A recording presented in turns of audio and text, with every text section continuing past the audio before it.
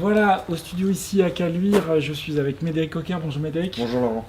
On est sur la présentation des drivers Callaway 2022 et là Médéric, tu nous amènes un nouveau produit, est-ce que tu peux nous en parler?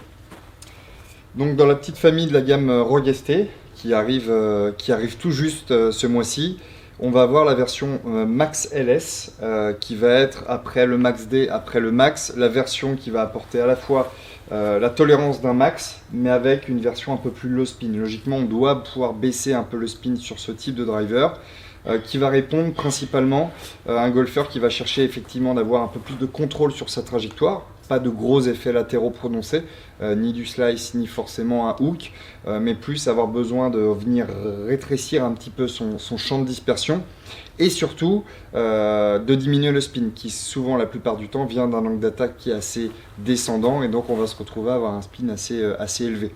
Donc ça c'est un peu une... Depuis 2 ans, on a ce type de produit. On l'avait pour la première fois sur la version Epic, le Max LS. C'était un peu novateur d'avoir à la fois une version extrêmement tolérante avec un moment d'inertie élevé et en même temps avoir une tête qui permet de baisser le spin. Donc on va retrouver les technologies qu'on retrouve sur les 3 autres modèles de la gamme. Et ça c'est un point important, c'est pas parce qu'on a un driver destiné à différents types de jeux qu'on va venir jouer sur des technologies différentes. Donc c'est vraiment la manière plutôt dont elles vont être réparties sur la tête du driver, mais technologiquement ils sont travaillés de la même manière. Donc on va retrouver toujours notre Optivit Hosel ici, qui a un réglage de -1 à +2 par rapport au loft indiqué, neutre et draw au niveau de l'orientation de la face, et point extrêmement important, quel que soit le réglage qu'on va décider de mettre en avant sur nos drivers, on aura toujours un shaft qui restera parfaitement aligné pour avoir des retours, des sensations et des performances identiques. La cartouche de vitesse à l'arrière, donc toujours cette cartouche donc en aluminium sur l'aspect extérieur, un poids tungstène à l'intérieur qui va nous permettre justement de venir positionner au maximum ce moment d'inertie, donc ce poids plutôt et ce centre de gravité sur la partie arrière du driver pour apporter un maximum de stabilité et donc même sur des coups excentrés sur la face qu'on ait un maximum de précision. Notre célèbre couronne carbone qu'on utilise maintenant depuis pas mal d'années, dans cette version-ci depuis plus de 6 à 7 ans maintenant, qui est une seule et unique couche de carbone, 6 fois plus résistante que le titane, 3 fois plus légère. Le principe, c'est d'avoir à la fois plus de résistance pour diminuer la déformation de la tête de club et que ce soit la face qui profite au maximum de ce transfert d'énergie et surtout plus de légèreté que ce qu'on pourrait avoir sur un titane et donc ça nous permet de baisser le centre de gravité, donc d'apporter de la tolérance, un angle de décollage en dynamique un peu plus élevé et une diminution de spin. On va retrouver sur les 2 derniers points notre face de club qu'on travaille depuis 2017 maintenant grâce à l'intelligence artificielle. C'est un maxi robot, un maxi ordinateur qui nous permet en fait de simuler informatiquement les différentes frappes qu'on pouvait faire auparavant directement sur un practice en mettant une face sur une tête avec un shaft et on faisait taper toutes ces balles par un robot. C'était en général entre 6 et 8 faces qui étaient testées. 105 points d'impact par phase de club. Aujourd'hui, c'est plus de 15 000 phases de club qui vont être testées, toujours avec ces 105 points d'impact, et qui vont à la fin nous permettre, à la fin de cette étude, nous permettre de trouver la phase la plus performance, qui va améliorer, ou en tout cas d'essayer de faire fonctionner en même temps les 3 points balistiques principaux, la vitesse, l'angle de décollage et le spin. Et ces 3 points ensemble vont permettre justement d'apporter un peu plus de performance distance et un peu plus de contrôle au niveau des profondeurs. Et dernière chose qu'on ne voit pas ici à l'extérieur, parce que c'est à l'intérieur de la tête de club, qui vont juste être matérialisées par les 2 petites barres qu'on a dessous, c'est la technologie jailbreak.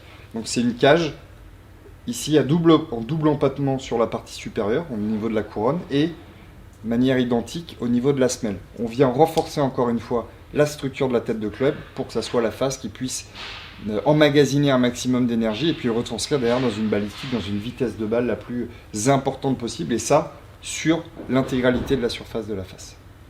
Alors, je vais rebondir sur ce que tu viens de dire, je vais te poser qu'une seule question et on va enchaîner ensuite sur un deuxième sujet qui va être le test.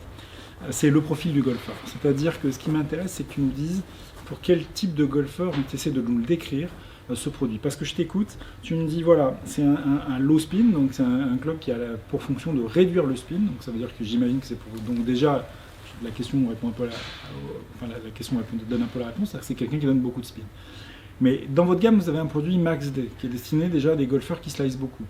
Donc j'essaie de voir qui est le golfeur pour ce produit, parce que si tu veux donc réduire du spin, par exemple les bons joueurs n'en donnent pas beaucoup en général, enfin, en tout cas les bons joueurs sur un angle remontant, donc c'est pas ce profil-là. Donc je voudrais savoir un peu quel est le golfeur type de ce produit. Donc comme tu le dis bien, effectivement on a le Max D qui est là pour compenser l'effet de slice. C'est pas le cas sur le Max LS. Le Max LS n'est pas là pour compenser un effet latéral, il est là pour apporter de la régularité au niveau de la dispersion. Donc on n'est déjà pas sur un profil de slicer. On n'est pas sur un profil de slicer, Okay. on est sur un profil mais de qui donne golfeur quand même du spin.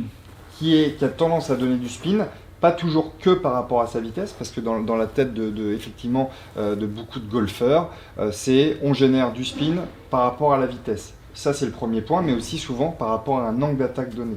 Donc on peut aussi on a beaucoup de golfeurs qui ont un angle d'attaque descendant et qui vont slicer, mais pourquoi? Parce que le chemin de club va être de l'extérieur vers l'intérieur. Il ne faut pas oublier qu'il y a un deuxième profil de golfeurs qui arrive en descendant mais qui ne slice pas. Et dans ce cas-là, on est sur des profils aller entre 0 et 12-14 d'handicap. J'aime pas donner d'index, en tout cas de catégoriser un driver par index, mais c'est le genre de driver, si on vient 5-6 ans en arrière, c'est le troisième de la gamme, donc c'est normalement plus difficile à jouer techniquement qu'un Max D ou qu'un Max. Il y a quelques années, on n'aurait pas pu le mettre dans les mains d'un golfeur de 12-14 d'handicap, pour des raisons de peut-être parfois centrage au niveau de la face. Là aujourd'hui, il va répondre à ce golfeur qui a une bonne vitesse, qui génère du spin dû à un angle d'attaque extrêmement descendant, mais qui a besoin quand même d'apporter un peu de contrôle au niveau de sa dispersion, d'où le fait qu'on ait un poids davantage positionné à l'arrière. En général, ce type de driver, auparavant pour diminuer le spin, c'était pour l'excellent golfeur qui tapait la balle au centre, mais pour un problème de vitesse ou d'angle d'attaque, avait justement un problème à générer trop de spin. Là, c'est pas un problème de vitesse, c'est plus une question d'angle d'attaque trop descendant. Ok, maintenant on a une réponse qui est claire sur ce produit. Moi, je vous propose qu'on passe à un deuxième sujet qui va être le test et qu'on voit un petit peu. Je vais essayer de créer des angles et de voir un petit peu qu'est-ce que ça a comme conséquence sur le spin. Merci Médéric. Merci.